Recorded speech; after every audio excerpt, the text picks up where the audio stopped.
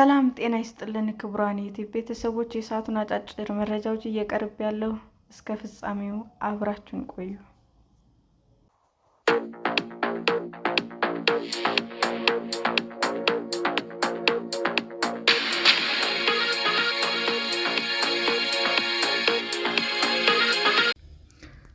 የቬንዙዌላ ጊዜያዊ መሪ የማዱሮ ጥበቃ ቡድን ኃላፊ የነበሩት ጄኔራል አባረሩ። የቬንዙዌላ ጊዜያዊ መሪ የፕሬዝዳንት ኒኮላስ ማዱሮ ጥበቃ ቡድን አዛዥ የነበሩትን ጄኔራል ኢቮር ማርኮንን ከስልጣን አባረሩ።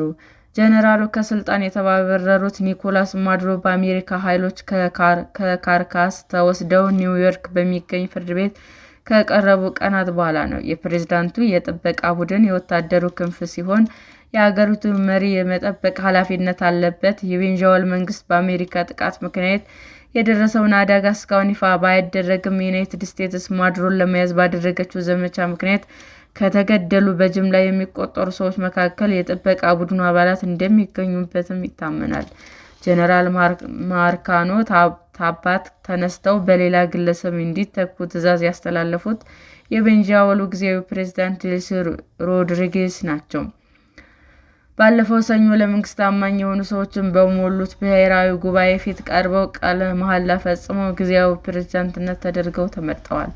የማዱሮ ምክትል ሆነው ያገለግሉ የነበሩት ሮድሪጌዝ አሁን በእስር ላይ የሚገኙ ፕሬዝዳንት የቅርብ ወዳጅ እንደሆኑም ይነገራል።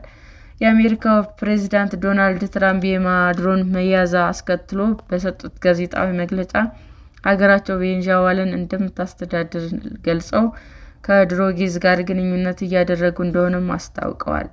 አክለውም የአሜሪካን ፍላጎት የማታሟላ ከሆነ ከማዱሮ የባሰ ዕጣ ይገጥማታል ሲሉም መዛታቸው ይታወሳል። ትራምፕ ማክሰኞ ቬንዙዌላ 50 ሚሊዮን በርሜል ነዳጅ ለአሜሪካ ታስረክባለች ቢሉም የቬንዙዌላ መንግስት እስካሁን ያለው ነገር የለም። በዓለማችን ግዙፍ የነዳጅ ክምችት ያላት ሀገር ጊዜያዊ ፕሬዝዳንት ሆነው የተመረጡት ዴልሲ ሮድሪጌዝ ወደ ስልጣን ከመጡ በኋላ አንድ ጊዜ የትራምፕን መንግስት ሲያጣጥሉ፣ ሌላ ጊዜ ደግሞ እንደሚተባበሩ ሲገልጹ ተሰምተዋል። የማዱሮ መያዝ ህጋዊ ያልሆነ አፈና ሲሉም የገለጹት ፕሬዝዳንቱ መንግስታችን ከአሜሪካ መንግስት ጋር ተባብሮ እንዲሰራ ጥሪ እናቀርባለን ብለዋል። ጄኔራል ማርኮን ከማዱሮ አገዛዝ የቅርብ ሰዎች ከስልጣን የተባረሩ የመጀመሪያው ሰው ሆነዋል። ጄኔራሉ የፕሬዝዳንቱ ጥበቃ ቡድን ከመምራታቸው በተጨማሪ የማዱሮ ተቃዋሚ የሆኑ ድምጾችን ያፍናል ተብሎ የሚወቀሰው የወታደሩ የስለላ ክፍል ኃላፊ ሆነው ሲያገለግሉ ቆይተዋል። የተባበሩት መንግስታት እንደሚለው ይህ የወታደሩ የስለላ ክፍል በማሰቃየት፣ በወሲባዊ ጥቃትና በሌሎች ክብር በሚነሱ ኢ-ሰብአዊ ጭካኔ የተሞላባቸው ድርጊቶች ይወቀሳል። የቬንዙዌላ የስለላ ድርጅት ኃላፊ ሆስቶ ቮን ጎንዛሌዝ ሲሆኑ ካራካስ የሚገኘውና እጅግ አደገኛ ከሚባሉ እስር ቤቶች አንዱ የሆነውን ሄልኮይድ የሚያስተዳድርም ነው። ሰላም ጤና ይስጥልን ውድ የዩቲዩብ ቤተሰቦቼ እንዴት ናችሁ? አዲስ ጀማሪ ነኝና ሰብስክራይብ ያደረጋችሁ አበረታቱኝ። አመሰግናለሁ።